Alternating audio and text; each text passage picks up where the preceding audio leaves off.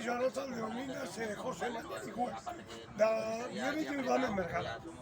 Da etorten ezamen egunero jonen San Prabusa edo taberna baten hona, da kamarera oso magi dago, da nire oso despistau.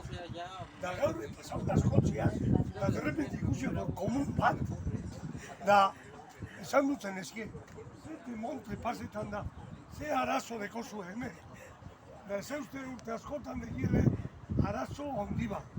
Ze hemen uste hote autobus asko gelditzen diezela, da karo, normala, eskatzen dabiz komun bat.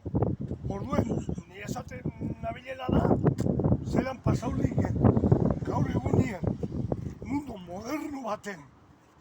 Ez dakit noke aginduko dagoen hemen, ero Bergarako udaletxeak, ero Arrasateko udaletxeak, ero Oñatikoak, baina zedez agintariak,